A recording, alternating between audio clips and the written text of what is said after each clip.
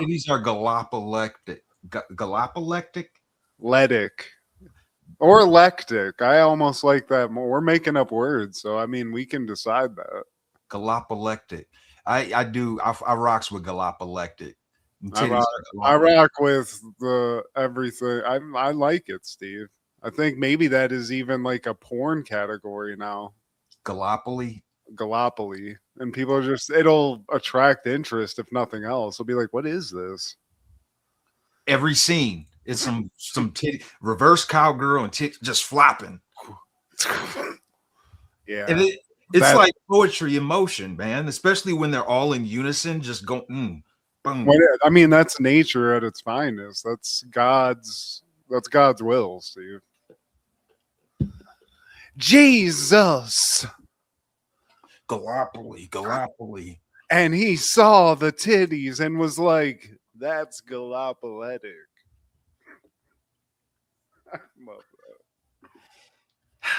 This is I'm sorry, Steve. Hold on. You're the E40 of I don't know, made up terminology.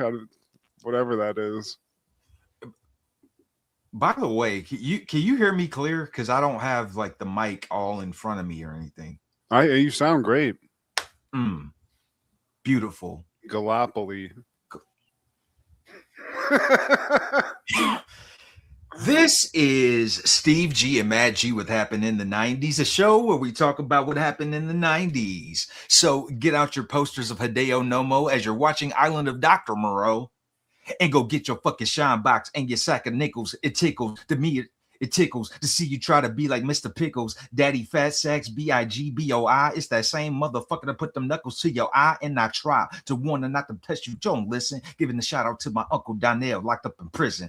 Throw your hands in the air and wave them like you just don't care. And if your life is Chris, all the pimp shit, everybody let me hear you say, oh yeah. Hell yeah, Steve. You get it. You get it. Well, today, my friend, we're talking all things August 27th in the 90s. What's up? What's up? What's up? Starting off in 1990, WWF is airing SummerSlam 90 at the Spectrum in Philadelphia, PA. Here we are again. It's the slam of death, Steve. It's everyone's dead in this. This is it. If you were taking shots, you'd be dead. You know what? A sip of my Smoothie King pumpkin keto. That's what we're 40 plus, man. I can't do the shots, especially 1990 wrestling. Oh, if we're counting Vince, there's probably like 3 people still alive from this. Yeah, I mean the list is insane. It doesn't even include all just the wrestlers. Even the guys that were just sort of like showing up randomly, they're dead. Dead. Who's the guy that got Dino Bravo? That's the one I want to see a movie about. Because apparently gangland shooting, and then the video I saw, I don't know if this is conjecture and they don't know this, but they were thinking it was some sort of bad. He was in deep with some kind of like gang that was doing cigarette deals or something. That's crazy. That's a Trailer Park Boys crime. Yeah, up there in Canada, I guess that, or at least at the time, that was big business, man. And they had like their Canadian cartel, which to me that's laughable. But hey, I'll kill you. Eh? Yeah. Hey, bud. What are you doing? You guys have pet mooses. Yeah, but I mean, when you look this one up specifically, I think that's kind of like the the overarching thing is like everyone's dead. I see dead people. But unfortunately, like you said earlier, like 90s wrestling, you're kind of dealing with that. It doesn't really change, you know?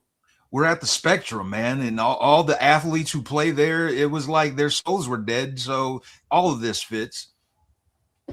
Some good matches, though, for early 90s. I dug it. I was enjoying some of this.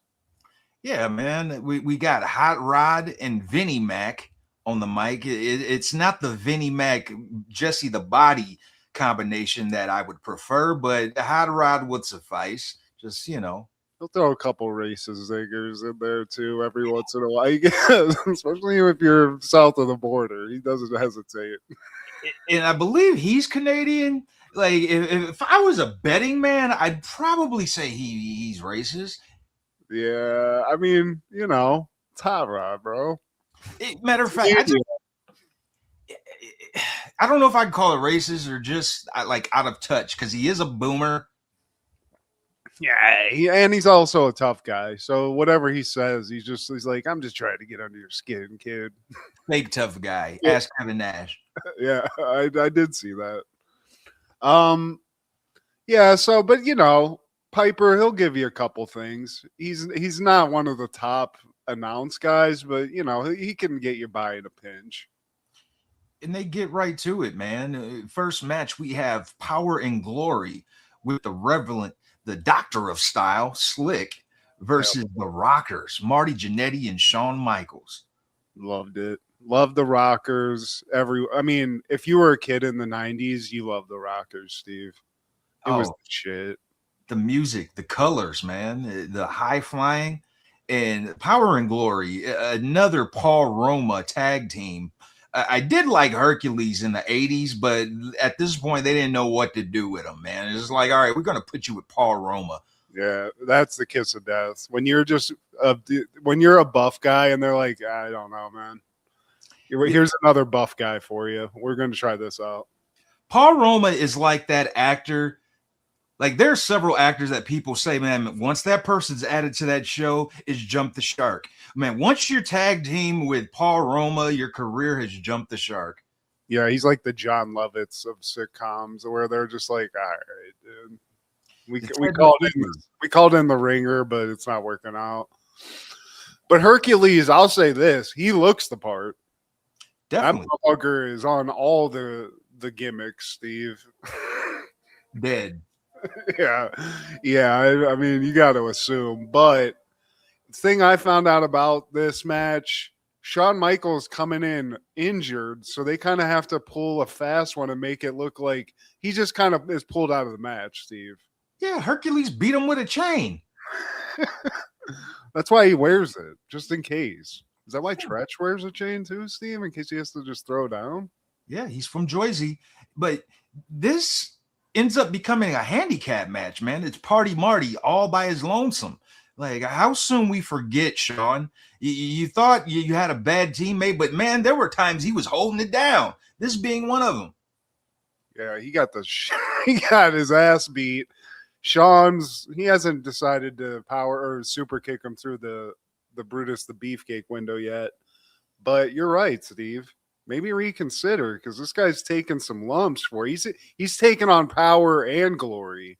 Yeah, and he was holding it down for a hot second, but eventually they got the best of him, man. They hit this finisher that I feel is just too good for this tag team. It was actually pretty cool. Yeah, it's too much for them. They don't deserve that. Yeah, should have gave that to the New Age Outlaws or something. But Shawn, he's taken out on the stretcher, and what's going to happen with this guy? We don't know. Is he going to survive? Our hero. Yeah. He had light duty this week, Steve. He got paid. He got a nice paycheck for this match, but he's just background noise. And I don't like that, I don't like that in a Rockers match. Yeah, I mean, it's humble beginnings for. I like Party Marty just like everybody else, but we all know who the show is about, Steve. When you go into a Rockers match,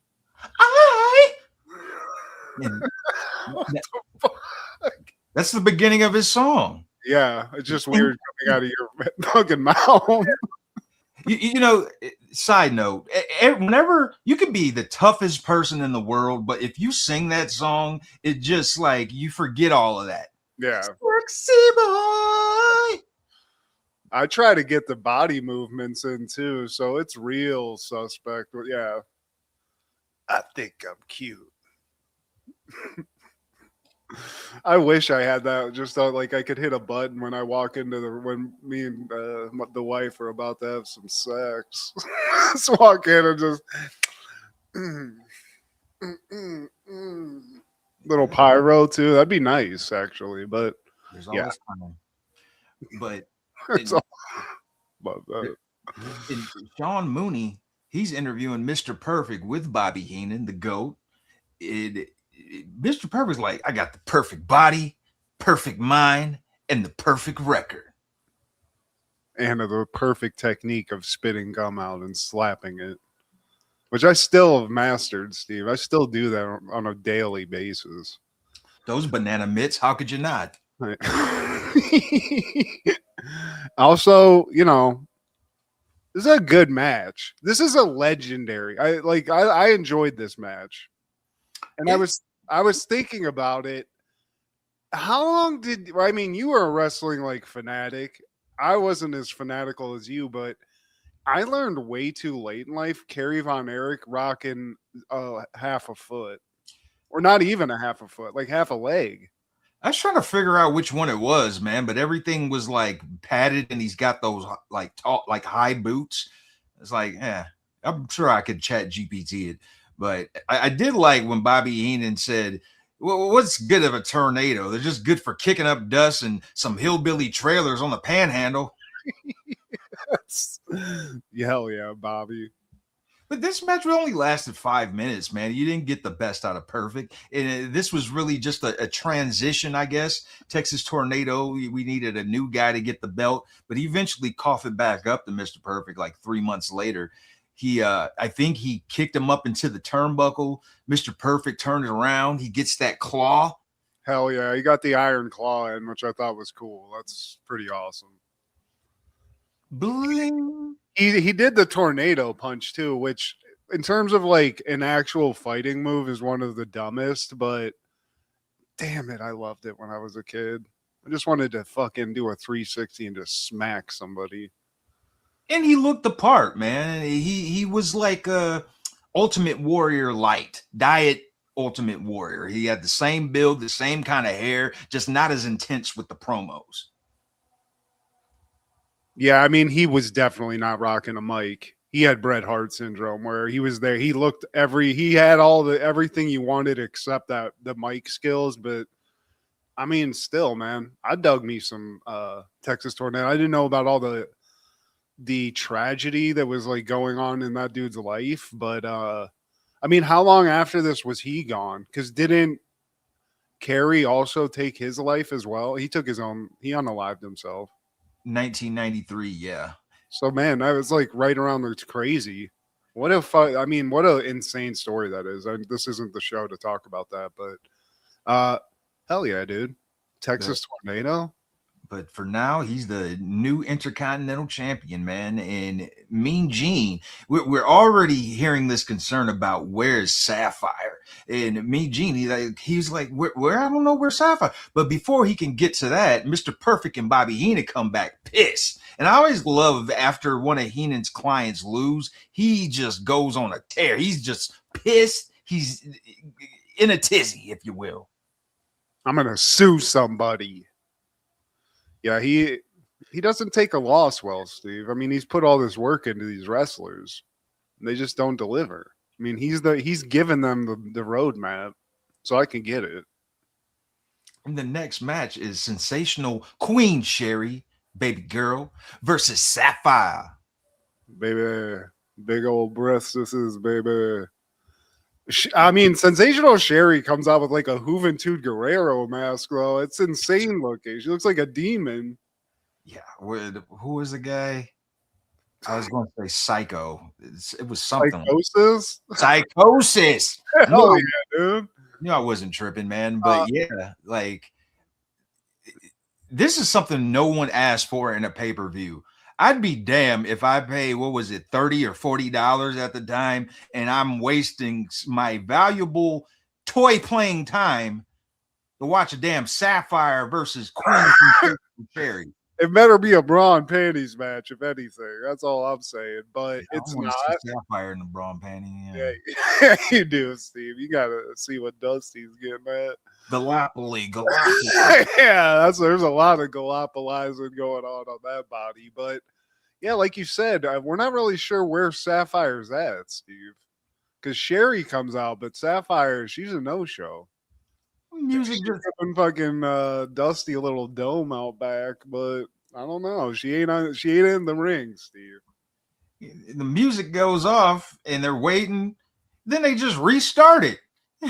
Still nothing.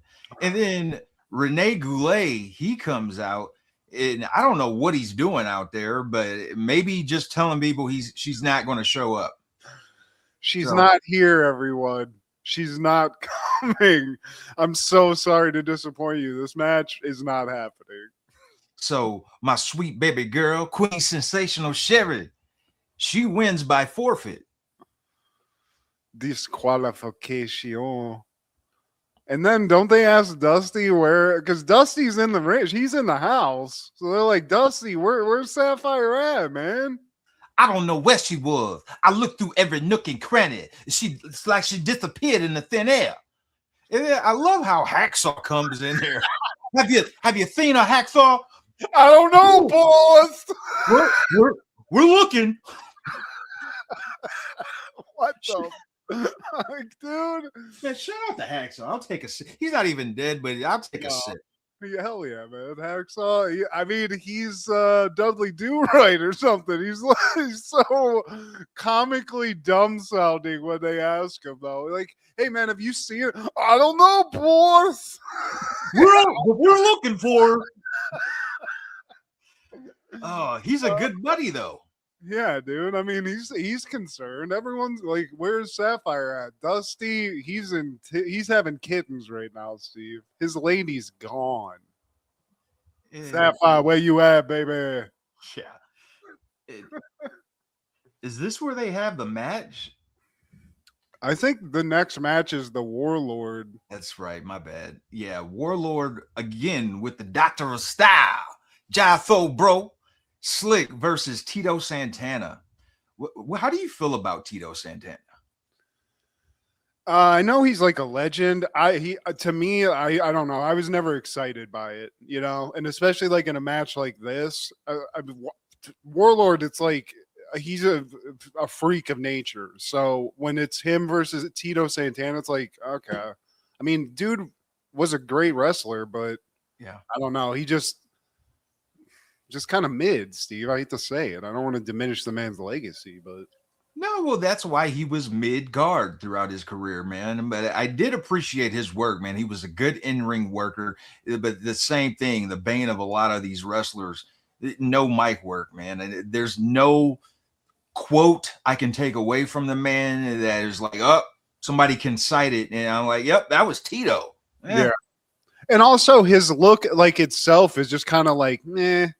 You know, there's nothing like eye-catching about it. He doesn't even have like a crazy nickname.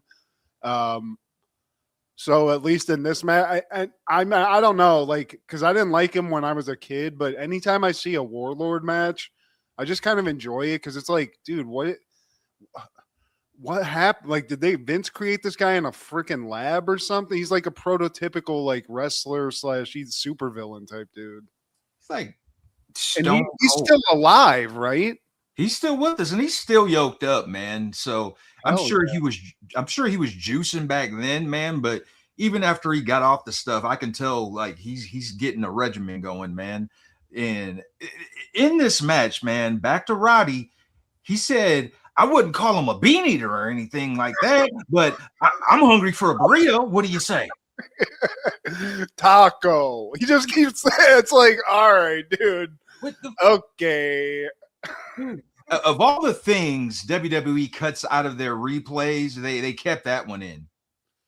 Hold on, I gotta go put half blackface in. I'll be back. Okay, right. Why? I would call him Yeah, I just remember hearing like bean eater. I was like, Jesus Christ. Did they get a hot mic situation going on here? You're supposed to be Canadian, man. Or maybe on that side of Canada, y'all are probably, I don't know. There's rednecks everywhere, Steve. It just is what it is. And Tito, he hits him with that flying forearm, which I've always loved, but that wasn't enough. Warlord gets up and gives him that power slam, a la Davey Boy Smith. I mean, yeah, the guy's just a fucking freak of nature. Shout out Warlord, because I don't know what your mother fed you as a child, but was it just horse roids? So, here's a bunch of roids for cereal roids. I'd like to meet the guy. He's one of those people that, like, I've watched shoot interviews with him, and he seems like a chill dude, despite being a freak of nature. Man, he's pretty calm. You know, he's not he's a scary looking guy, but he's just like a huge teddy bear, I guess. That's cool. I wouldn't test him, but still, yeah. Hey, Warlord, you're a pussy, all right? Yeah, unless you can run like Usain. But I did want to touch on the Survivor Series promo that they shot after this match, man. This is my favorite Survivor Series that they're promoting. This is the one where Undertaker makes his debut, and they did this one time only where it was like a survivors match. I thought that was cool. The finalists were Hogan, Ultimate Warrior, and Tito Santana versus, like, I want to say Rick the Model Martel, Ted DiBiase, Warlord, and Powers of Pain. I might have missed some people, but the coolest tag team, the coolest Survivor Series team, Ultimate Warrior, Texas Tornado, and LOD. But yeah, man, now it's time for Sean Mooney to interview Demolition, Axe, Smash, and Crush. They have this Freebird rule that was implemented by the Fabulous Freebirds, where if you're a 3-piece tag team and you're the champs, you get to pick 2. Doesn't matter which. Also, I guess behind the scenes, Axe, if I'm not mistaken, is the oldest one. Yeah, they brought Crush in because they were like, "Look, man, we need some young meat." Well, I don't like Crush though. This is Crush. Yeah, this is the Crush I prefer. But not only that, man, Axe was actually, his body was wearing down on him, man, and he was close to retirement. So, well, I mean, Crush in the interview, here's his move. He just makes weird faces. So he's that guy, Steve. I prefer OG Demolition, where it was just Axe and Smash, Crush. This was like the Paul Roma, adding Crush. You jumped the shark, Demolition. Yeah. But I mean, still, and that's crazy though, because like Smash or whoever the old guy that was getting old was, is he still around? Both of the OGs are still around. Ironically, Crush, the youngest one, is no longer with us, man. Wow. Yeah, they finally got inducted to the Hall of Fame this year, man, because of this riff. They were one of the people named in the lawsuit against Vince, and forever, like Vince, it was like, man, when is Demolition? Are they ever going to get inducted? And Vince did the right thing, Steve. Well, I guess it wasn't Vince. Maybe Trips. Paul Levesque. That's what I call him, Steve. He's no longer Triple H. It's Paul. Yeah, I gotta find another thing to like. What is another way of saying Triple H? Herpes hung a herpes horse. I don't know. There you go. I don't know if it's gonna roll off the tongue, but I'm into it. Yeah, this is something degrading. But now it's Mean Gene interviewing the Hart Foundation, Brett the Hitman, and Jim. Yeah, the Anvil, man. I like Mount Rushmore. Yeah, for sure. Although this is one of the gayest things Bret Hart's ever said. His last line in this, which I bet he thought was a killer. He's like, "It's just one of those cases of two hearts beating as one." I was like, come on, dude. That sounds gay. What in the Hallmark movie? But man, Anvil always full of energy. They don't pay me to think. They pay me to be tough. When I'm in the ring, I just don't care. Also, the weird, I don't even know what style of hat Anvil has. It is the color of the inside of a pussy. And it's not even a Kangol. It's like I don't know. It's like a surgeon's hat, but leather. It's like the hat Eddie Murphy wore in The Golden Child. Yeah, he's the pink child, Steve. Yeah. I like Jim the Anvil Neidhart when he gets going and then he just stops. Yeah. I love that. You be buying pacemakers by the truckload. So yeah, we get not necessarily the demolition that we know and love, but you know, Crush is here to make some faces. Yeah, the match itself though is great. And here's my thing, man. I've always wondered this. When Bret Hart does a backbreaker, how does his leg withstand that? You know what I mean? Like it looks maybe they're just selling it in a way where I can't tell it's so good, but it looks like he's fucking taking some heavy weight on that knee, Steve. Mine would collapse. It's the sleight of hand, man. That's why they're professionals and we're not, man. The Hart Foundation magic. Good match, though. It was decent. Yeah, they do hit that demolition decapitation. I do like that. I think it was Crush that had him on his knee, and Smash comes down and fucking axe handles him. Cool move. A very cool move. We talked about the one in the first match. Been pretty simple, you know, doesn't require much, but they win. I think Hart Foundation. Oh yeah, they hit that and then they won, right? Because this is a 2 out of 3 falls match. Is that what it was? Because I was like in and out of this match. I just kind of like noted some of it, but I don't remember what the gimmick was.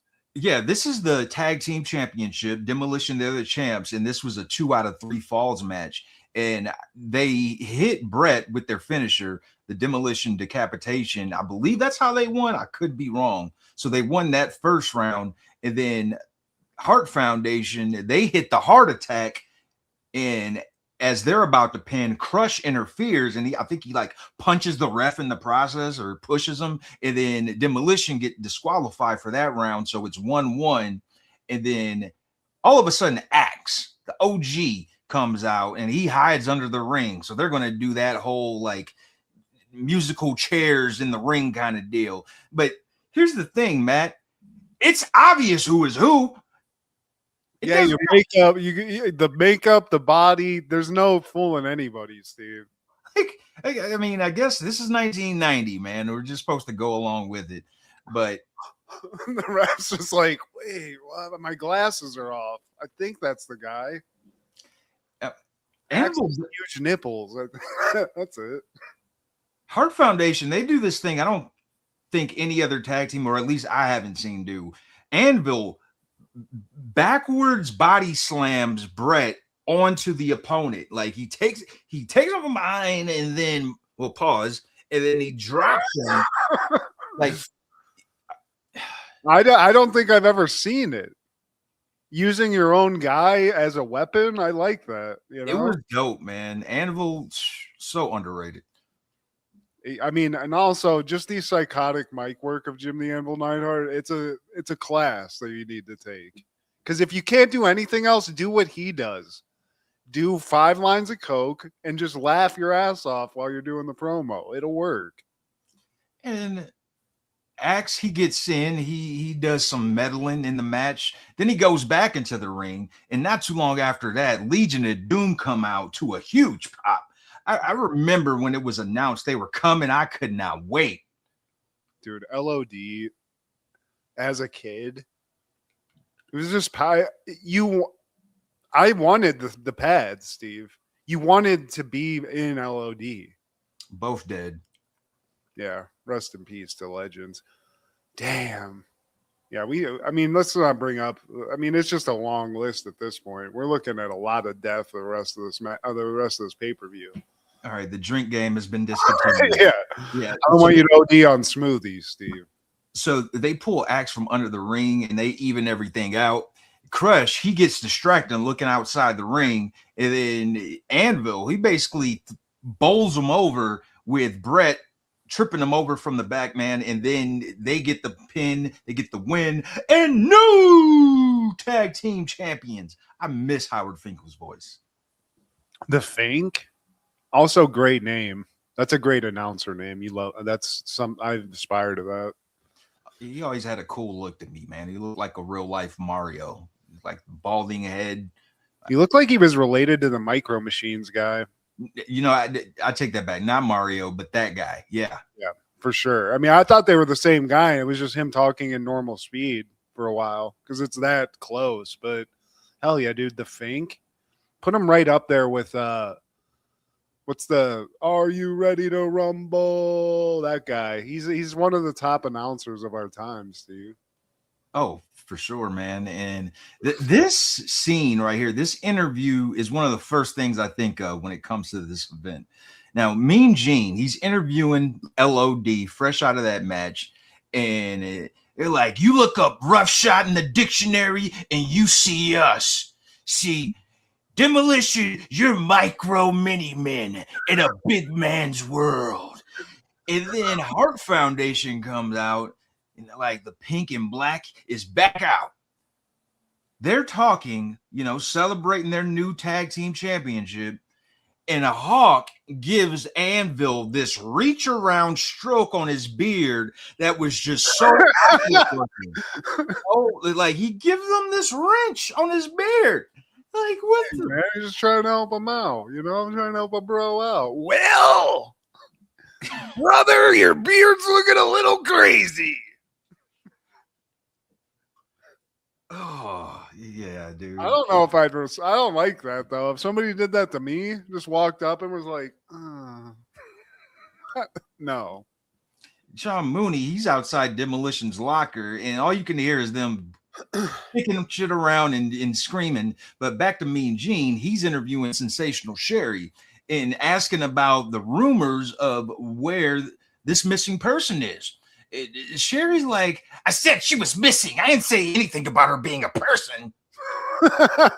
Also, I think we forgot to mention that Dusty, whenever they were asking him about this, he did say Sapphire's been getting a lot of expensive gifts, baby. I don't know what, because she got like even like a Lincoln, like a car and shit too. So yeah, she's been given gifts. Everyone's kind of like, I don't know. I'm not concerned though, Steve. You know, and this isn't a thing anymore. Mean Gene calls out an intermission, so I guess this is a legit time where they just stop action. Everybody gets the popcorn and pretzels. I mean, you could have done that. It's like opera, Steve. You got to go, and then they ring a bell, and you go back inside. You could have done that in the Tito Santana Warlord match. Yeah, that's very true. But we cut to Damien, Jake Snake, just chilling in the shower. The darkness. It's a lot of innuendo in that, Steve. I don't know if you call it just a snake wet in the shower. You know, Jake Snake. Now Sean Mooney is with our hero, Jim Duggan, and Nikolai Volkov in his broken English. And Nikolai Volkov, this is a bit of a stretch. Jim Duggan is my idol. No one ever. Shout out to you, though, Jim Duggan. Love you. Jim Duggan is my idol. Nikolai Volkov it's too far gone. Even in 90, we were like, stop this. The Cold War's over. Man, yeah, seriously. No one cares anymore. But now Mean Gene is interviewing Dino Bravo with Earthquake. And Jimmy Hart, baby. But yeah, baby. Earthquake, I hated him so much, man, because I really thought he killed Hulkamania. That infamous Brother Love segment where Hogan is being interviewed and he gets ambushed by Dino Bravo and Earthquake and he squats him. And then throughout the summer, man, they shot these little promos of fans sending Hogan cards like, man, we miss you. Hope you're all right. Stay in this, Hogan. And I wanted to be one of those kids. I just didn't know how mail worked at the time. It's like, man, is Hogan coming back, man? I hate you, Earthquake. Oh, where are you? Steve's lighting candles at his house. I am a real American. But now Sean, and this is promo heavy. There are more promos than action. And Sean Mooney's now interviewing Jake the Snake in one of the greatest promos, man. Mooney asks him, "Are you afraid of sewer rats? You hang around with sewer rats. What does that say about you, Bad News?" Dude, one of the most cold-blooded promoists of all time, Steve. I think it led me to believe he actually did some legitimate murders because he has the demeanor of a guy who's killed many people when he's doing his promos. Yeah, he's seen. I got some bad news for you. 357 in my glove. Take it easy, man. And by the end of this promo, the snake is all over Jake. It's wrapped around his neck. It's slapping him in the face with its tail. I couldn't do this. If they told me, Matt, you're in, you just got to have a snake around your neck and you're holding it in the promos, I'd be like, nah. Dream come true. Can't do it. I'm so sorry. It's disgusting. Not even for a Vince check? No, I couldn't. Well, for a Vince check, yeah, probably. That's why he did it. I'd just be doing what he did back. Maybe it's why he was getting so fucked up, Steve. He had a fear of snakes, and he's like, hold on. Fuck it. Put it on me. I'm not the you. And then he just chilled out, Steve. Yeah, it's gross, though. You're right. But Bad News Brown versus Jake the Snake is the next match. Now, Jake, of course, he's got Damien, his pet python, with him. And Bad News Brown, his thing is having some sewer rats. Yeah. And here's my thing with that I didn't know about him. He's like a legit martial artist. Yeah. Like Bad News Brown had some like legit like black belts and stuff. So instead of leaning into that and being like an Ernest the Cat Miller or something, junkyard rats, sewer rats, great. Fucking come on, Vince. Where am I going to get a rat in Mississippi? Like, oh, I guess they're everywhere, Steve. I don't know what the connection is, but Big Boss Man is the special referee in this match. I always wanted to do that little. He was fucking sick with it too. Like, did he just go around the country practicing that constantly? That's awesome. Well, he was a real CO before wrestling. Yeah, but are they just sitting around fucking cheer girling it? Like, what, bitch? Hey, they got nothing. I'm gonna give you hard times, baby. I'd laugh if I saw a cop doing that because it's very, very baton cheerleader. But why is he the ref though? Is it just he's a cop? Like, you're a cop? You got the bona fides.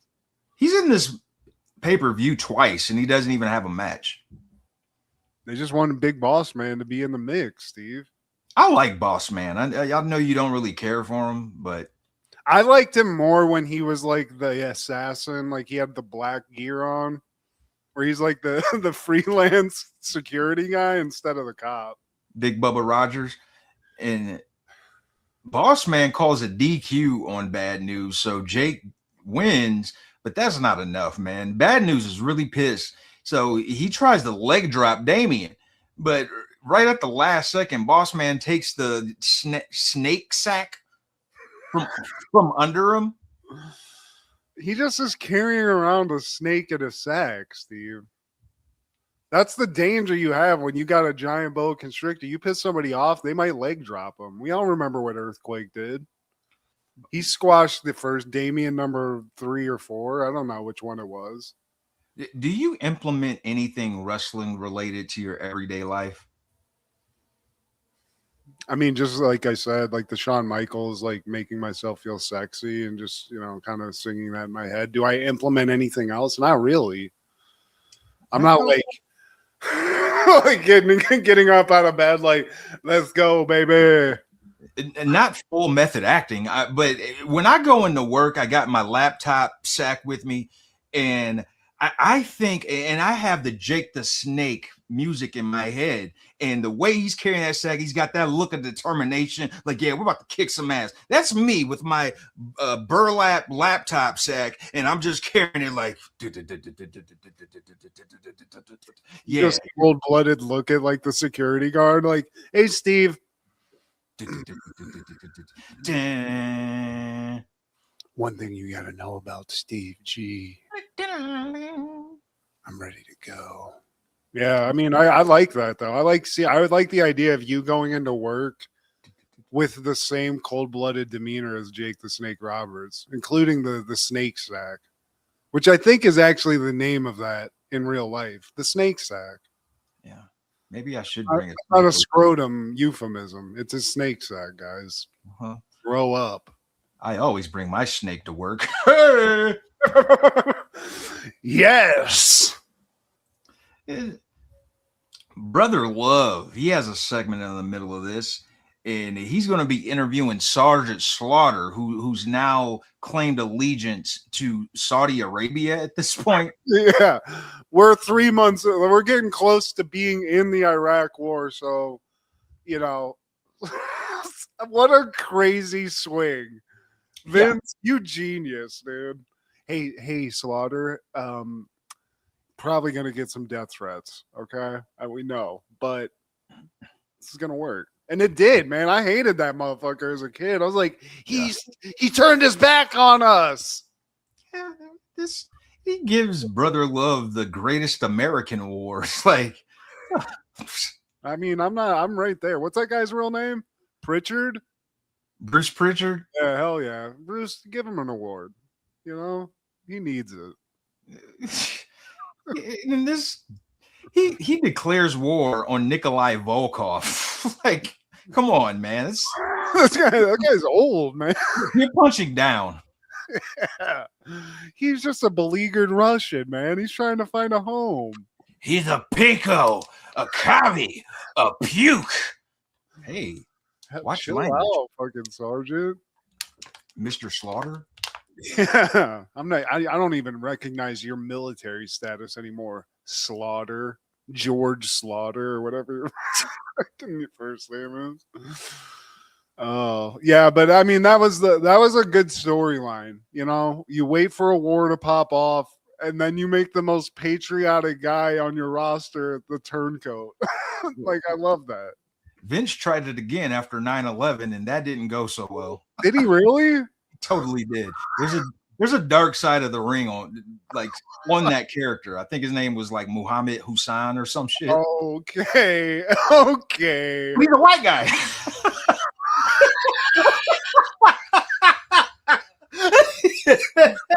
It's Always Sunny. There was like, here, man, you're just gonna go off. But jihad.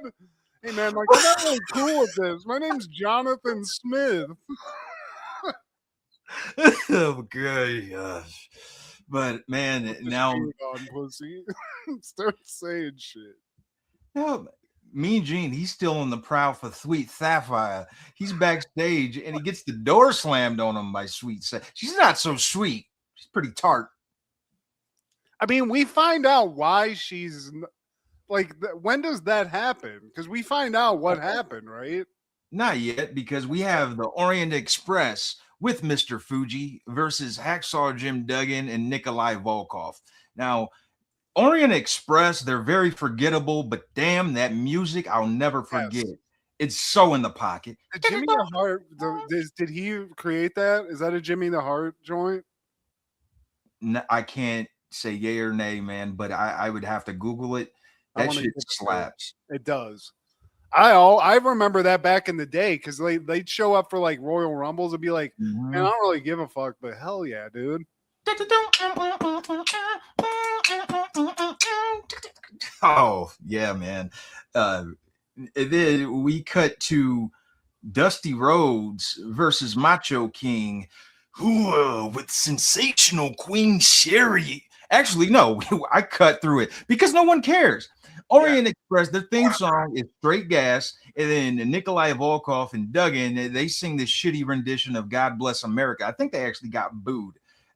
I could listen to this to go to sleep, but eventually Duggan, he gets the pin, the win in about 3 minutes because we don't need that shit. But yeah, dude, that was another intermission match. They just didn't have to call it, Steve. Yeah, get your popcorn. That's so forgettable of a match. I didn't even take a note on it, Steve. It's not on my list. Yeah, 3 minutes. That's all we need, man. But now, Dusty Rhodes, this is the match with him versus the Macho King with Sensational Queen Sherry. Mm-hmm. Take off the mask, baby. Now, keep it on. Okay. Freaking the sheets. Gallipoli. Sensational on the streets, freak in the sheets, Sherry. And this is where we find out where Sapphire's been, correct, Steve? Yeah, man. He's interviewing Macho King. Sean Mooney's interviewing Macho King, and then all of a sudden, Ted DiBiase with Virgil, he's talking about how everybody has a price. And guess what? Sherry's is a Buick Skylark. My buddy can buy anybody or anything. And then Sapphire comes out with bling and a fur coat. A fur coat in the summertime is nasty work. That's very cool, though. I don't like it though, Steve. Dusty, he can't even handle this. That fur coat smells like sweaty titties. Yeah, it definitely has some bologna smell to it. I just like the idea of like Dusty Rhodes trying to like act like it doesn't affect him though. He's like, yeah, it's cool, baby. I just Sherry, baby, just loses my shit. I miss you, Sapphire. This wasn't much of a match, man. We didn't really get to see Macho do his thing because Dusty is distracted throughout this, and eventually Randy hits him in the back of the head with Sherry's purse, and that gets him the win. So we come back to Virgil, Ted, and Sapphire. Mean Gene or Sean Mooney, they're trying to get an interview. They head into the limo just in time to miss Dusty. Dusty comes and he's chasing after the limo. Come on, Fat 5-3. Let's make a thing. Baby, remember the good times, baby. My little bumblebee. I just like that when we like, and now that we know what happened, Sapphire's just counting money while wearing a fur coat. Now that's her existence. When you get with $1 Million Man, you're just in fucking suited and booted and just like, yep. Okay. A fur coat window right here. Fur coat in August. Wow. But now we have an interview with Earthquake and Jimmy Hart and Dino Bravo. Oh, no. We already did that. Earthquake and Jimmy Hart with Dino Bravo. They come out, and before the match, Mean Gene interviews Hogan with Big Boss Man. Now, Big Boss Man is like his insurance policy. It was initially going to be Tugboat, but Earthquake, he changed those plans because he squashed him with his Avalanche, and yeah, so he's out of commission. Created a Typhoon. When did he become Typhoon? Because that was after Tugboat, right? That was after Tugboat, probably a year or two later. Yeah, when Vince was like, "You're fat. You know what? I have an idea." Better than Shockmaster. Yeah, hell yeah. I don't know. I mean, Typhoon. What other fat words could you use for a fat guy? Avalanche. You know, that's too close to Earthquake, I guess. So, you know, the natural disasters, though. I love it. It was two fat guys. Yeah. But you're a disaster, my guy. How many times was this a match, though? Hulk versus Earth. I feel like this was one of those, like, you know, I don't have an idea for this pay-per-view. Hulk Earthquake. Well, that's who we had a angle with, man. They only wrestled like a couple times, man. But I mean that was a thing back then, man. And like those beefs, they would last a couple months because we only had 4 pay-per-views at the time, whereas now so much shit changes within a week. Yeah, I'm not even into wrestling, and I see that. It was just too much. And now, like you've complained about this, but it's just so hard to fucking find everything. It's everywhere. Which I hate that. Like all over the place, man. And this match, it's not Hogan's best. You know, I think it lasted about 10 minutes. It had to have some time because it's one of the main events, but Earthquake hits that avalanche again, and this might be the first time someone kicked out of it. And of course, it's the Hulkster brother. He had to Hulk out, Steve. I mean, he was. I wonder why they did 2 main events. Just because they didn't trust Ultimate Warrior? He still didn't have that star power. He didn't have that it factor. Despite him having, like, I was a fan, but he just didn't have that magnitude that Hogan did, man. And that's what Vince needed. You got to have, to be that dude, to be him, we need a couple more decibels in the fan reaction. Yeah, you gotta work a mic and not moan like you're coming. That can't be the only thing you do. Yeah, dude, he's an anamorph. He kicks out of the avalanche, and then at some point he hits the leg drop while the ref's distracted, and Jimmy hits him in the back of the head. I think with the megaphone.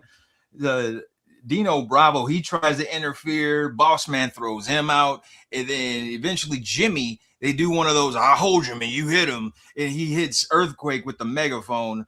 That messes him up. And then Hogan takes him and body slams him onto the table, and that's how he wins the match. Fat guy can't get up. Yeah, if it's Hogan, you don't want a fat guy as his opponent because it's just not going to stack up.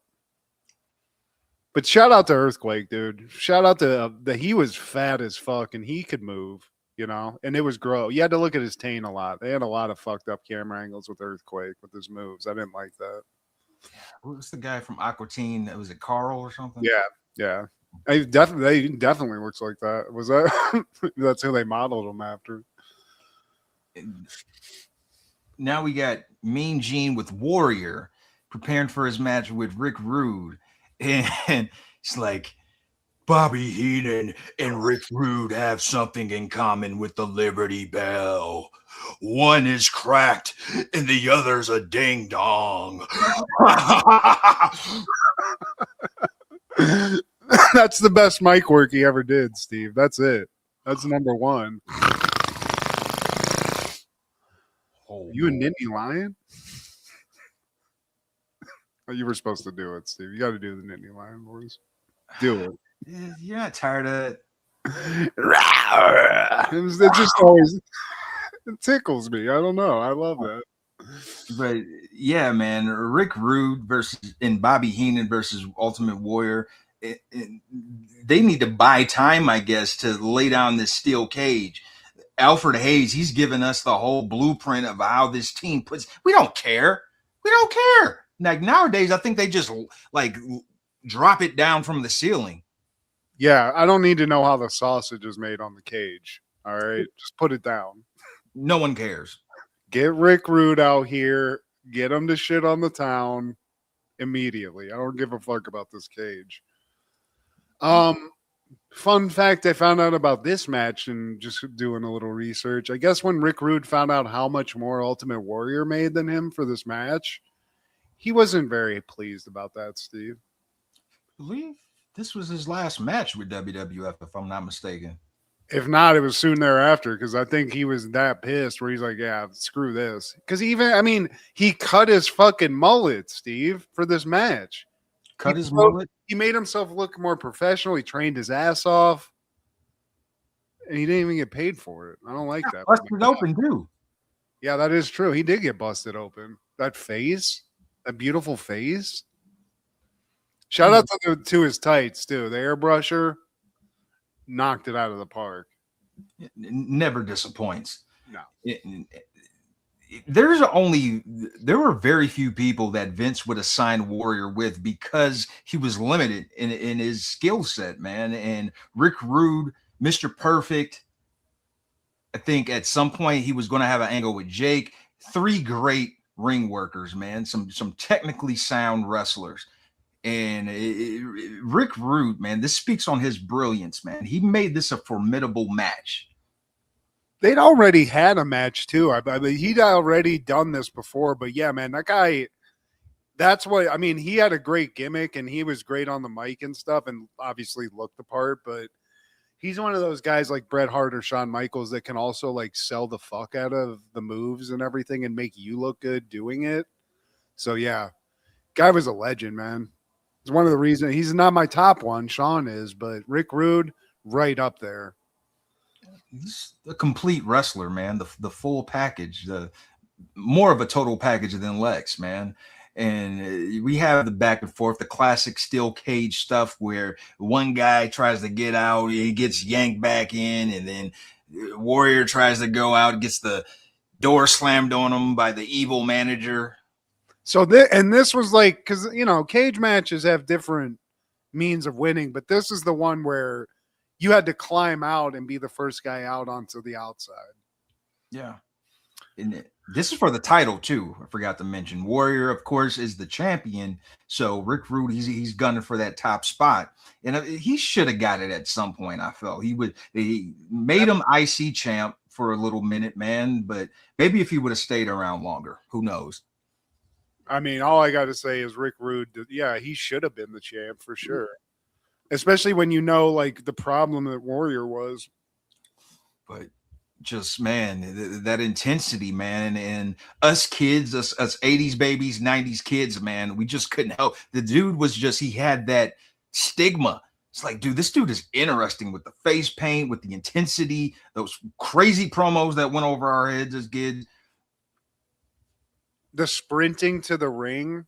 Also, it was just wild. Also, for some reason, like the tassels he wore, I was like, that's kind of like Ninja Turtles esque. So I'm into that. Also, he just looked cool as fuck. He looked like a superhero. He just couldn't talk on a mic. Yeah, man, he's the victor in this, man, because he climbs that ring, but before he drops to the floor, he mimics Rick Rude and does a little. And he made it into he's in the Hall of Fame, right? Like that kind of like got done, and then I think he died like soon thereafter that. But yeah, he got inducted that on the weekend, and then right after Monday Night Raw, he just dropped. Yeah. Well, he got to the finish line, I guess. He figured he got to that final. He got the final championship, Steve. That's kind of poetic, actually. Him and Vince found peace, but the first 3 SummerSlams, I was a fan. You could probably say the first 4, because 91, that was the match made in heaven and the match made in hell. But probably up until 92, 93, man. But this is one of my favorites. It's got some of my favorite wrestlers in it, man. We saw a young Shawn, a young Bret. He's got some Hogan, Warrior, Rick Rude, and Perfect. Got some Heenan action. Little Warlord as a cherry on top. Why not? Sure. But somebody who probably didn't watch this in 1990, though, Matt. Who, Steve? Probably American singer, songwriter, guitarist, and producer Stevie Ray Vaughan. Passed away at the age of 35. Oh, my God. In 90? 1990, man. Stevie. She's my sweetest little baby. I'm a little love boy. One of the great. I mean, yeah, a Hall of Fame, but I'm not a Stevie Ray Vaughan aficionado, but how old was he? 35, man. Our friend Adam, man, he was a big Stevie Ray Vaughan fan. Really? Yeah, and he's also a great guitarist. Adam, like, he's a renaissance man. But yeah, man, Stevie Ray Vaughan, he passed away, plane crash, Buddy Holly style, I guess, man. And yeah, who knows, man? He would have made some dope music. Yeah, I didn't know he was that young. That following year, 1991, Pearl Jam releases 10. This is the one. Me smoker. Yeah, this is it. I'm not a huge Pearl Jam fan, but if I'm given an album choice, this is it. It's got all the hits. The ones that I know, at least. Even flow, 'cause the love Eddie Vedder's singing, I can only take so much of it. For one, he's a goddamn Chicago Cubs fan. I don't know how that works. You're representing. Steve, I love them Cubs. Daddy didn't give attention. No. Yeah, I don't know. Like, my friend Matt was huge into Pearl Jam, and it just never hit for me. But my favorite Eddie Vedder thing at all is that thing we talked about, Temple of the Dog, which is not Pearl Jam at all. It's that like whatever it was. Temple of the Dog. Temple of the was it Temple of the Dog? Yeah, you sprinkle some Chris Cornell, man. That's the recipe. Yeah, that's it. We need a little salt and pepper in this mix for the proper seasoning. But yeah, Pearl Jam, for the people that aren't super fans and like deep cut knowledge, this is it, man. This was on Buzz 106.5 in rotation constantly. Jimmy Sprung. Class today. I think that's probably the easy. Is Eddie Vedder the easiest to karaoke? I feel like we can all sing like Eddie Vedder. We could do it. It's like a Dusty imitation. You just gotta. I mean, we smoke a lot, so I think that's part of it. You think about things. In that following year, 1992, Martin is airing season 1, episode 1, Beauty and the Beast. The episode introduces cocky radio DJ Martin Payne, who angers his girlfriend Gina by making rude comments about women on air, leading to a fierce argument and a threat to break up. Debut, where it all starts. Clarity ensues, Steve. Oh, man. The Genesis. And it's a great pilot. For some reason, I always remember these early episodes starting with like Martin in the booth, like giving us like a monologue. This one didn't do that. Yeah, they did. Did they? Well, I guess maybe on Paramount, it was gone. They took it out. If you can have other options that's not Paramount, go with those other options. I watched this on Netflix. I have the DVDs, so I should just pop those in. But yeah, it was Paramount. Shame on you. Make me look like I don't know what the fuck I'm talking about. Because he starts off talking about his first love, how he bought her a hat, a scarf, and a sweater.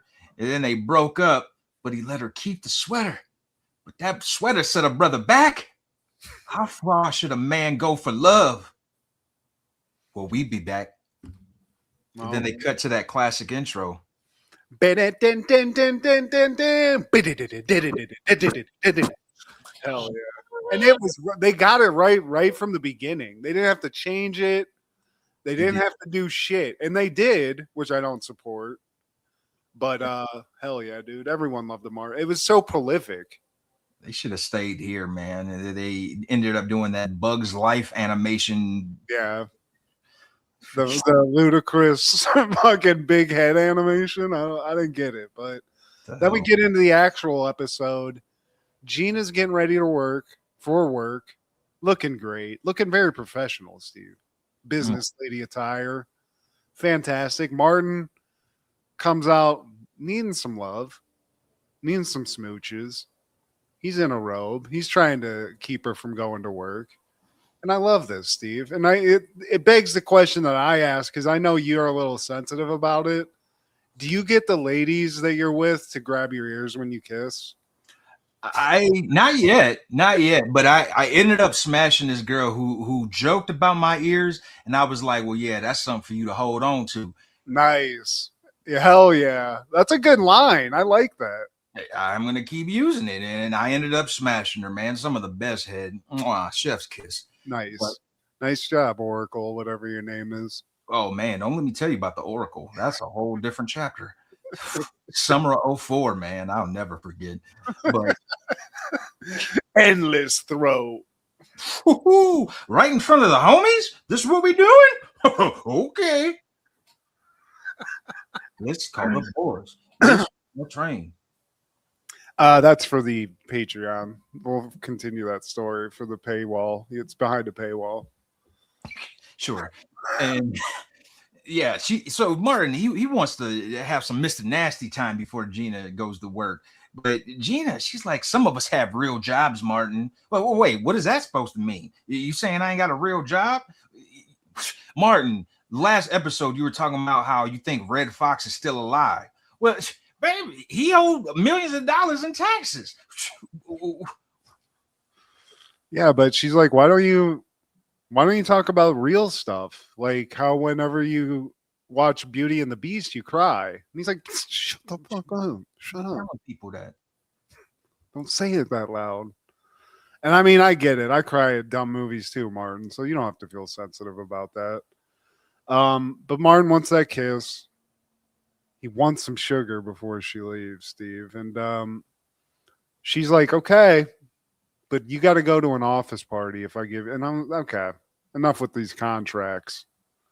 But he's not into it. And I get it. A stuffy office party, Steve? Hell no.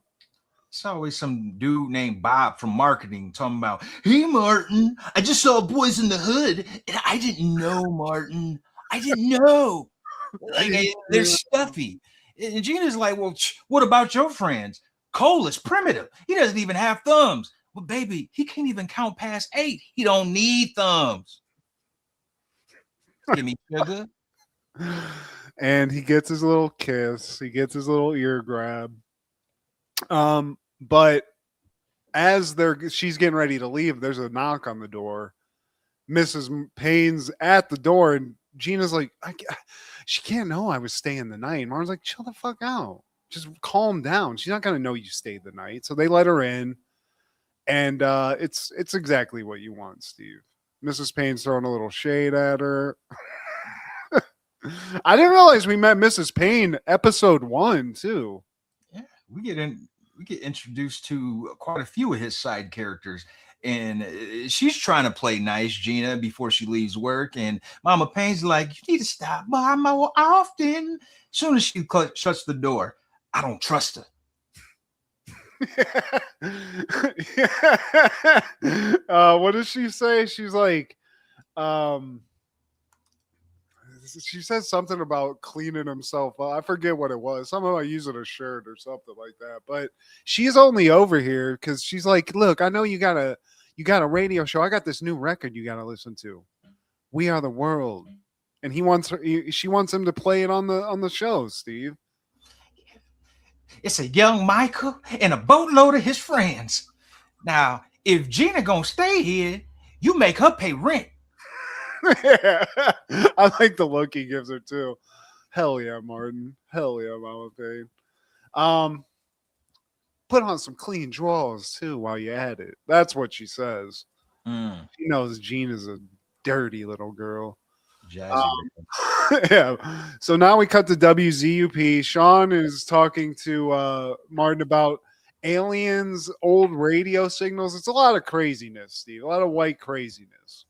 So if they say, take me to your leader, they'd still be looking for Eisenhower. Then Stan, we see him for the first time. Now, what did I tell you about talking to Martin when he's going to air? Can't do it, Steve.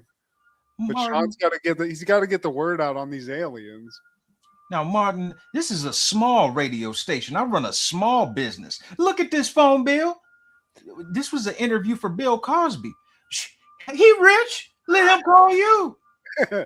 From now on, you may collect calls when you do interviews, Martin. I just can't do it like you, Steve. I don't got the stand in me. You don't make Bill call you. Now, Martin's show is on, and Gina, she's listening from the office. She's got her coworkers gathered around the radio, and his topic is male sensitivity. I think females train us into being housemaid suckers, busters. And the one guy calls and is like, I think you're a little off base, Martin. He's like, man, check your panties, son. You got a little flap in the front? He says something about a flap in the front, which made me laugh. But he has no male sensitivity, Steve. And Gina has to hear it. Pam, who's looking scrumptious at the office, has to hear it. He actually clears the room at Gina's office. They all leave in disgust, Steve. Let me tell you something about my girl, Gina. She worships the ground I walk on. I tell her to jump. She say, how high? I say to the moon, bitch.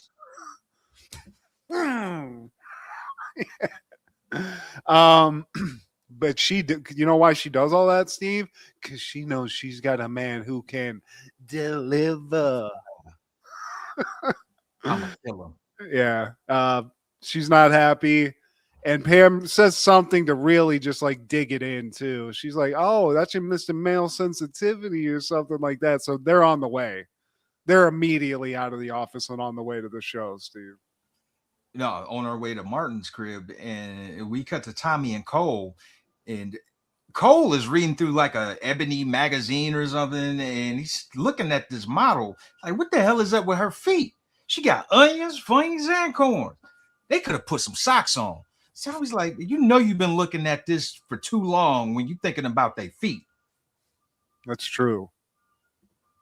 Take the eyes up, Cole. Stop jacking off to the feet. And so I think Tommy or somebody brings up the show, and he's like, "Man, are you worried about getting chewed out by Gina? Like, she heard that." She says something to that extent, and somebody brings up the fact, like, something about crying, right? No. No. So we cut to the hallway. So Martin is talking to Tommy and Cole, and we cut to the hallway. Shanae pops up. Well, Gina and Pam show up in the hallway, and Shanae stops them. And she's like, "I heard Martin on the radio. I know you're going to go in there and dump him." Shanae, I'm not going to dump him. I'm just setting some things straight. Well, when you do, send him over to me because I know how to treat a man. Mind your ugly business. Wait, you don't know me. I'll bust your ass. I should bust you in your head right now. So she knocks on Martin's door, and he's like, "Who this?" Oh, no. Cole asks who Pam is. That's his first time seeing her, I guess. Yeah. He's like, "Who this? You don't want to know me right now." She calls him a pathetic little stump of a man. That hurts. Hey, respect my homies. This is my house. Respect my house. Oh, Martin, you talking about respect? We heard the show, Martin. I thought it was one of my best shows. Well, let's go talk in the room, Martin. So I'd like a little privacy. He's like, privacy? Whatever you can say in front of me, you can say in front of my boys. What's up? So Gina unloads, Steve. Well, I just want to know why you cried at Beauty and the Beast. Oh, you know what? I see you in the room. And then Cole tells Pam, "I see you in the room." Yeah. So they cut to the bedroom, and the tough talk that was happening in the living room goes away. Steve Martin's like, "Gina, you're crazy." I'm like, I have to talk like this for the show. Like, I don't mean none of that. Come on. It's a character. I respect you. So you go out there and tell your friends. Well, they ain't got to know that. What we got going on is none of their business. Wait, Martin, it's over. Damn, Gina. Don't. You know what, Gina? I'm mad. You want to go? Step. And she does, Steve. And then he's like, no. I'm sorry. So Gina's like, look, this is a problem. Martin's like, okay, I'm chill. I'm sorry. I apologize. I'll go to this office party. But come on, like, you got to make it look like I won this argument, which I love that as a dude. Like, come on, please don't make me look like a bitch. Yeah, I'm sorry. I love you. Love you too. Grab my ears. Give me some sugar. I thought you were going to leave me. We can't have that. You got some good stuff. So right when they open the door, I love this. Martin's like, yeah, and that's a man thing, Gina. Get going. He's like, shut up and get out there. And you a woman. Yeah, dude. Love that. I wish, Kendra, listen up. If you can help me out with this every once in a while, it'd be great. Now you call my number. Wait, you don't walk out without my sugar. So now he's on the hook for an office party. He got his shug though, Steve. So They come out to the living room. Pam's got Cole in an arm bar. She's about to break the arm, but she lets him out. And you can put me in an arm bar any day of the week, Pam. Please. Yeah. But I do like Martin has to put on that act one more time where he makes it look like he's a man, Steve. Yeah. And yeah, he tells her to call the number and then like, yeah, don't walk out and all that. So they leave and then Tommy sees through all of that. And he's like, yeah, she hurt you bad, didn't she? Yeah. I told her to. And that's episode 1, Steve. Did you see it being that good from that first episode? I feel like that was for such a good show, pretty good first episode. We got all the characters out of the way that we need to know. We even met Mama Payne. Yeah, just the only thing missing is Jerome, but we'll get to him probably an episode or 2 later. But yeah, man, my favorite show of all time. It's the best. I mean, sitcom, whatever you want to call it. It's my favorite too. I got like 3 or 4 top shows, and it's always on rotation. It's so good, and it's the best. I think it's the best thing Martin's ever done too. Truthfully, for the mainstream at least. I mean, You So Crazy is probably my favorite thing he did of all time. But hell yeah, dude! Shout out to Martin. Yeah, the original Def Jam host too, man. Like his clips from that show are epic too. But that following year, 1993, Only the Strong premieres. Former Special Forces soldier Louis Stevens returns to Miami to find his old high school invaded by drugs and violence. Directed by Sheldon Lettich, starring Mark Dacascos, Stacey Travis, Todd Sussman, and Jeffrey Lewis. Capoeira. I love movies, fight movies where it's like I must teach these kids about the art of fighting to bring peace.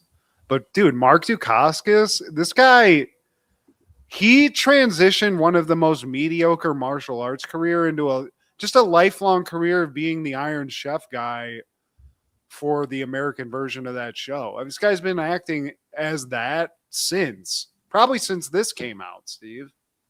Yeah. Only the Strong. Did you watch this as a kid? Because I did. Not as a kid. I feel like I might have saw it flipping through channels because it's very Saturday afternoon.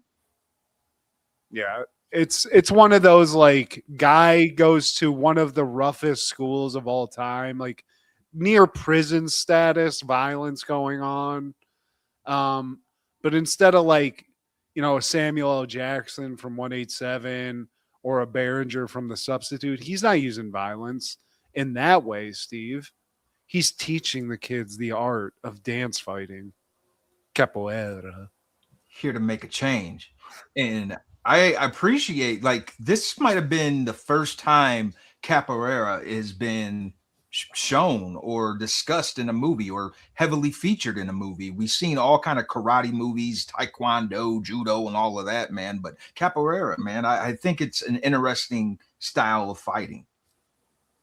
Yeah, I mean, the only thing I can think of that was like close to this when we were kids was the Zach from Power Rangers dance fighting, because it's kind of similar where you're just like, body popping and then you just like throw a snap kick or something like that. But yeah, I don't really know of anything else other than this that kind of featured that kind of fighting.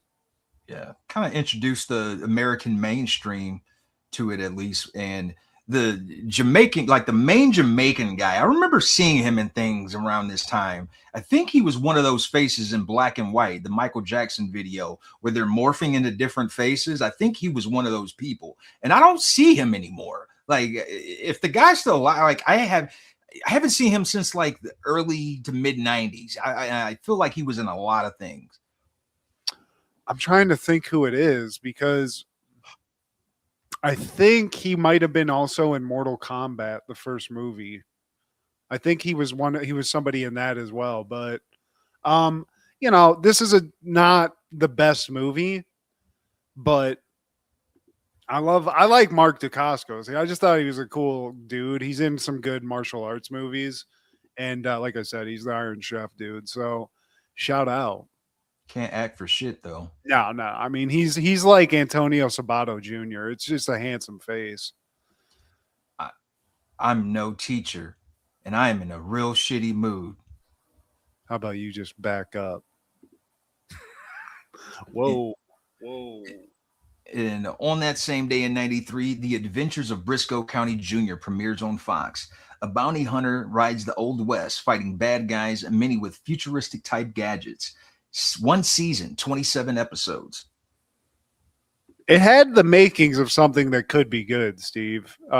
Bruce Campbell, who we love, Ash from Evil Dead, and freaking Shonuff, who I didn't realize had other acting gigs, really. I mean, he was kind of a TV guy if you look at his career. Julius Carey, yeah, he was actually in an episode of Family Matters. He was in a lot of 90s shows, a lot of cop shows too. But I mean, obviously, he's Shonuff, bro. He's when you see his fucking face, you're like, holy fuck, that's Shonuff. But the show, I watched like an episode of it. It's all, you know, you can watch like some of it on YouTube. And I like the mix of like cowboys. It's got like some sci-fi stuff, comedy. And I don't know. I think this show I think was out. It was like on a Friday. And I think that wasn't necessarily good for like new shows. That's a death slot. Yeah. And also I think shows like this are extremely expensive to produce, like when it's like a period piece and stuff. So I think it just kind of was like one of those shows that fell through the wayside, but funny. I mean, it's got Bruce Campbell in it and the Julius Carey guy, funny in it. There's a lot of like those 90s face characters, like character actors that are in this too that you'll recognize from other stuff. And I just think it kind of like got buried, not because it was a bad show. It was just kind of not the right time and place for it. In that following year, 1994, ECW was airing the NWA World Title Tournament at ECW Arena in Philadelphia, PA. We're back in that city again. And this is important because the main event in this tournament was Two Code Scorpio versus Shane Douglas. Shane Douglas, he wins the belt. He wins the match, gets the belt, and he drops this iconic promo where this is the change. A lot of people say the birth of Extreme Championship Wrestling, because before it was Eastern Championship Wrestling, it was a part of the NWA commission, if you will, and he wins the belt and is like, in the tradition of Luthez, in the tradition of Jack Briscoe, of the Briscoe brothers, of Dory Funk Jr., of Terry Funk, the man who will never die, as the real Nature Boy Buddy Rogers upstairs tonight, from the Harley Races to the Barry Windhams to the Ric Flairs, I accept this heavyweight title. Wait a second. Of course, Kerry Von Erich, of the Fat Man himself, Dusty Rhodes. This is it tonight, Dad. God, that's beautiful. And Ricky Steamboat. And they can all kiss my ass, because I'm not the man who accepts the torch to be handed down to me from an organization that died, RIP, 7 years ago. The franchise Shane Douglas is the man who ignites the new flame of the spark of professional wrestling. Tonight, before God and my Father is witness, I declare myself the franchise as the new ECW heavyweight champion of the world. We have set out to change the face of professional wrestling. So tonight, let the new era begin. The era of the sport of professional wrestling. The era of the franchise. The era of ECW. Even throws the fucking belt on the ground. He's like, fuck this shit. But then he picks it back up. He's like, damn, that's beautiful, though. To my daddy up in heaven. He keeps mentioning his daddy. It's a good speech, Steve. It's the reason it's legendary. Yeah, man. This is one of my favorite, man, because it's one of those things, man, where I would like to be a fly on the wall. When in situations where the people who are there, who are present, you have no idea what's about to unfold after this. You have no idea how important this promo is. Yeah, I mean, for real. It is kind of a historic thing in wrestling, but you don't realize that when you're sitting there listening to it. But I bet everybody in that building was like, "Holy fucking shit! What's going Fuck on?" Yeah, dude. Yeah, and I was never like a huge Shane Douglas fan, but when you watch all this stuff like after the fact, it's like you can't help. The guy was a fucking badass, dude. I love some Shane, But he man. needed to be in ECW. When they tried to put him someplace else, it just never worked out because he didn't have like the whatever the freedom or what. I don't know what it was, but damn, dude, that speech. All you need to do is type in the name of this, and that's all that comes up about it. It's so fuck. It's like 10 videos of this shit with like epic music behind it. It's so inspiring. ECW, it was a place where people found their voice. Yeah, I mean, you see that a lot too. We've watched a lot of these, and like these legendary guys that like kind of came through for a little bit, had a cup of coffee in ECW, and then it's like 10 months later, they're on top of the world because of what they figured out.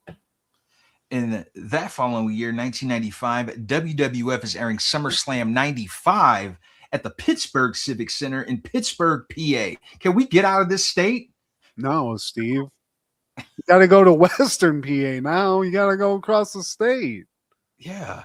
Get some Yinzer over there. Get some Yinzer trash to watch you. Yeah, man. We had to take a break. We're safe from 95 wrestling, man. We covered enough of it. Well, we had to take a little sojourn away from it, man. But I watched it, and the best match is the opening match. Hakushi versus the 1-2-3 Kid. I watched it too, and that's the only thing I said. Hakushi, I don't remember him from the 90s at all. Something kind of like a missed opportunity, dude. Really enjoyed every match that I've seen this guy wrestle in. And he looks cool as fuck, dude. He looks like a fucking Yakuza assassin of some kind. Yeah, like tatted up, man. And really, this card could have went in reverse. Like, this could have been the main event, man. It was actually entertaining. Had you on the edge of your seat. Like, you didn't like Birth of Faye, Steve? You didn't like the Birth of Faye match? No, man. Alundra Blaze could have wrestled with her titties out, man. I still couldn't have watched this, man. And luckily that lasted 4 minutes, 37 seconds. The casket match with Kama and The Undertaker, that went on way too long. Like, it's ridiculous, man. But the Razor Ramon Shawn Michaels ladder match, that was good. I don't know if you prefer the original or this, but man, that wasn't a disappointing match. That should have been the main event, not fucking Mabel versus fucking Diesel. And this is the event where Mabel kind of injured Nash's back, man. Nash is like sprawled out, and Mabel just puts all of his weight. You could probably hear Nash screaming out, "Damn it, Mabel!" or something. No, he's like, "What the fuck are you doing?" Yeah. He literally says that because I watched the video of it, and dude, that's crazy, man. If they brought that idea to me before the match, I'd be like, "No, you're not ass splashing me in the back like that. You're gonna fucking break my goddamn back." And he was gonna get fired, man, but Diesel saved him. Like, he's like, "No, dude, no. He made a mistake." Like, shout out to Kevin Nash, man. Yeah, that's a real G. But I think like it was pretty soon thereafter that Mabel was gone, though. It wasn't too far after this. Yeah, he'd come back as Viscera, but yeah, man, got to take those glad bags off, those purple and gold. But yeah, man, it was an event that we could have done without, man. They've done better. 1990 was way better. But that following year, 1996, 112 releases their debut album and self-titled 112. And the only thing that I really liked, man, it's a good album, but the Only You, man. I thought I told you that we don't stop. I told you that we don't stop. I just like the all-star team of people producing this. Like Albie Shores, like it's like I'd rather listen to the producers make an album than this album, but yeah, I mean it's all right. 112 was a thing. And that's probably the best song. I wasn't a huge 112 fan, but I mean I'll, throw it on. I'll make some babies to it. And also in 96, Outkast releases ATLiens and The World Would Never Be the Same Again. Wow, dude, this was my introduction to Outkast. That song you sang in the beginning, that was the song that made me an Outkast fan. The hook to it, so nasty. Shout out to Jason Sturdivant, this nerdy kid who lived right behind me in Oakmont, introduced me to this album. And I almost stole it. But yeah, dude. I remember buying it from Kmart, Steve. Probably the edited version, I'm sure. Unfortunately, it was, Steve, and then I had to rebuy it. But this was it. This isn't my favorite Outkast album, but this is the one that made me love Outkast. It might be my favorite. I mean, that's an unpopular opinion because the people's champ when it comes to Outkast is Aquemini. It's I don't know. It's one of those. Jazzy Bell's a nasty song too. Like this whole album you can listen to front to back. There's a lot of Outkast albums that you can do that to. Yo mama and your cousin too. Rolling down the strip on Vogues, coming up slamming Cadillac doors. Shout out Outkast, dude. Gone but never forgotten. And on that same day in 96, Aaliyah releases her 1 in a Million, my favorite Aaliyah album. What's the one with Age is Just a Number in it, Steve? That's her first one. That's when she was dating R. Kelly. Yeah, okay. That was my favorite, but yeah, this is decent. Aaliyah, I mean, the thing that we all know, obviously, is the tragedy. I was not the biggest Aaliyah fan, but man, was she fucking hot. I had a huge crush on her, I'll tell you that. And it features one of my favorite Timbaland beats, man. The title track, Love It, Babe, Love It. Like, I knew this guy back in Toledo named Punch, man, and he was a drummer for the church band. And I remember him doing that beat. Hell yeah.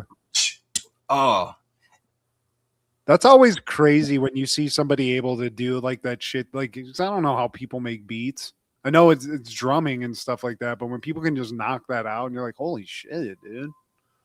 What's the guy's name that you were talking about? What was his name? Punch. Punch? That's that guy sounds cool. Shout out Punch. Shout out Punch. I haven't seen him since like 97. But man, they had their camp. Like Timbaland, Missy, Genuine, Aaliyah was a part of it. Timbaland and Magoo. It's kind of like how Pharrell, he's got his group. He's got Clips. He's got all of these other guys, man. And at this point, Timbaland and his group were killing it. Genuine, he just released The Pony.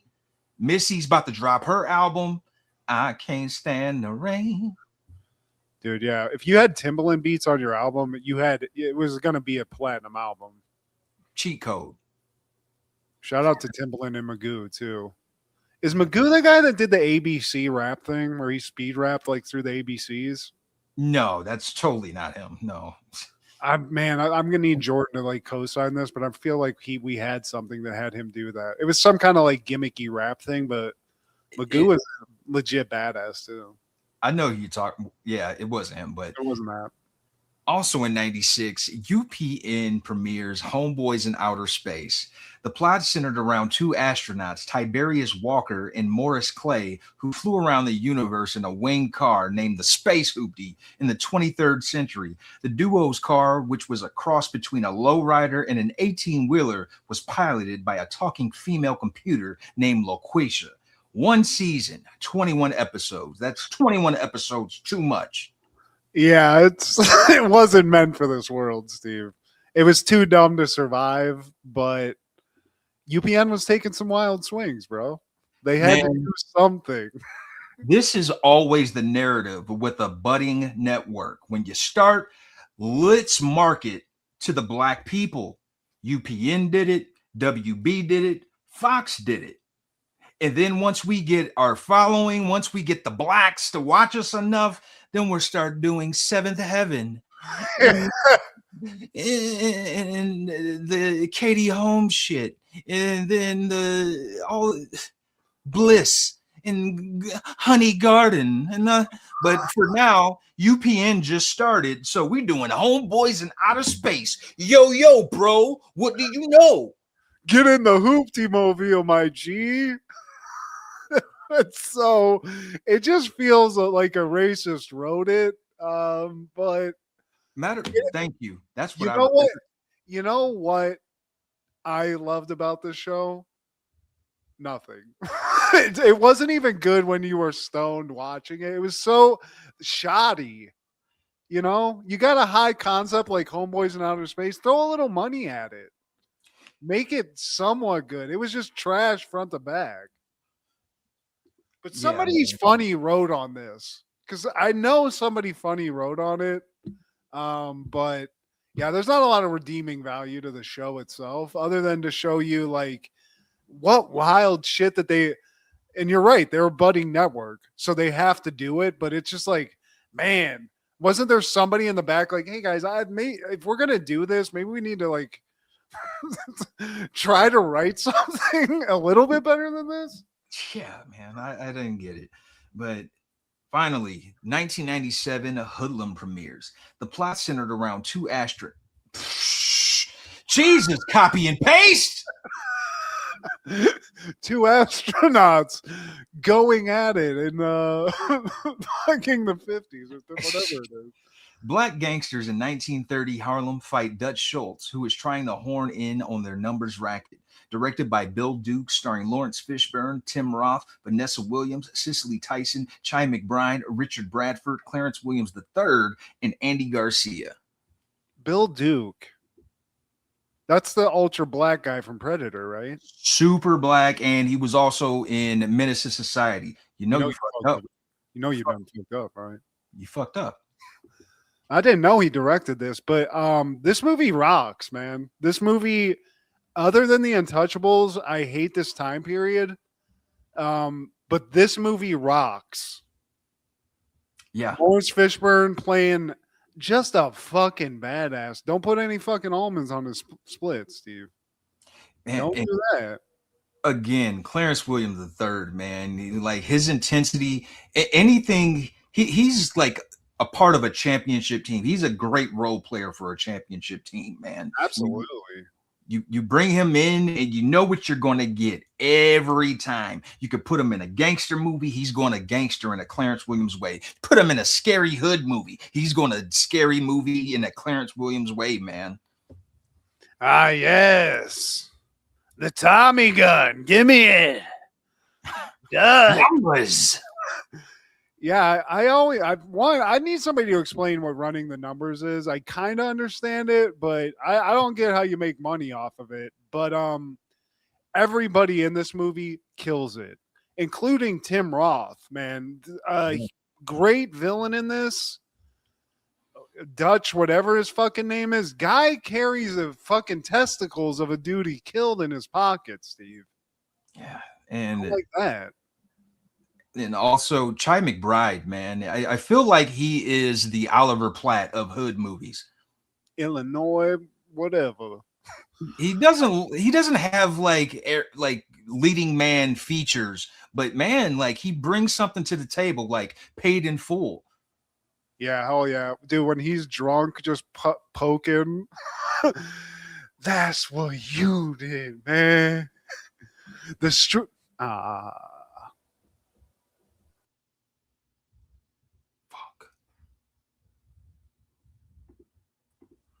I'm here. Sorry, I just knocked the cord. Right, Chi McBride. What other movies he's been in movies of this time period too? I feel like you always see him in this shit.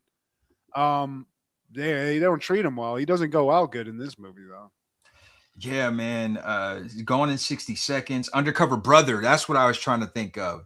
He was. He wasn't that. He was the chief. He was an iRobot. Let's Go to Prison. I don't know if you've seen that. That was a good movie. That was a who was that? Who made that movie? Let's Go to Prison. That was Bob Odenkirk. I was gonna say, I thought that was the Ode Dog. Also Tim Roth, to speak of his badassery in this, the way Tim Roth's Dutch villain goes out in this movie is one of the most hard-ass ways to die I've seen in a movie. Like, is he on cocaine? He just shot you like 3 times in the bathroom urinal. and he walks out of the restroom and he just like sits down calmly like he's awaiting a meal, and he just like looks at you. You bitch. I thought he was gonna have a drink before he died, but yeah, man, avoided getting shot and killed in a urinal only to just die in the most badass way. Just take a seat, mug a guy, and get out there. But Vanessa Williams is the chick in this, right? That is Vanessa Williams. That's Lawrence's love interest in this, and so Loretta Devine too. That's Chi McBride's wife in this, man. Everybody did a great job. And the Dutch Schultz death scene, that was actually from like how it actually went down. Like one of his men gunned him down. He goes into the car. He's like, "Hey man, where's my money? Where's the part?" And then that guy died. So yeah. Now, I mean, it just is like the whole movie is kind of just there's a little lull and everything, but man, it's full of action. And like I said, I don't typically like movies of this time period, Untouchables notwithstanding, but this is kind of like that. It's kind of like the Black Untouchables, to be honest with you. I mean, it's not about the good guys necessarily, but man, and that one guy that goes out like a bitch, that is the guy that tried to kill Bumpy with the banana split. When they gave, come on, Bumpy, come on, Bumpy. Yeah, damn, dude, chill out, go out like a man. Yeah, and the reason you like it is probably because it's gangster, man. You did say Gangs of New York is like one of your favorite Scorsese flicks, man. So you could have a 16th century movie, period piece or not. If it's a gangster flick, we're inclined to watch it. And it's the gangster flick where you get to see like the come up too. You know, like I love shit like that where it's like the guy starts at nothing, becomes like this kingpin, and it's got hitters. You know, it's not a, but I was like sitting there watching it and like thinking like, man, I wouldn't have even brought this up from like myself. I don't know why, but I don't know why people don't remember it as much, because man, it is a fucking good ass flick. I guess it just fell through the wayside. It's 99, right?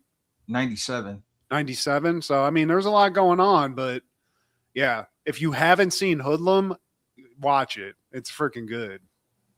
What are the callbacks for this week? Well, Steve, I am unprepared, so I would just like to call back to just fucking shit 95 wrestling that we've had to wade through. And thank you for not making us like over explain that, because it's just been a lot. 95, we can wipe that from the annals and the records of wrestling, period. Because other than a few ECW things, it's complete shit. You can wipe it from the annals. Please like, share, subscribe, and comment. Please tell your sister, Daddy didn't give attention. No. Check out Food Show Fanatics as well as Crush Gasm every Wednesday. Our guy Clark the Shark on podcast and When Wrestling with Rodzilla on TikTok. This is Steve G and Matt G with 90s. Hey, boys. Sapphire, where you at, baby? Look, we're looking for him, Dusty. We're looking for a boss.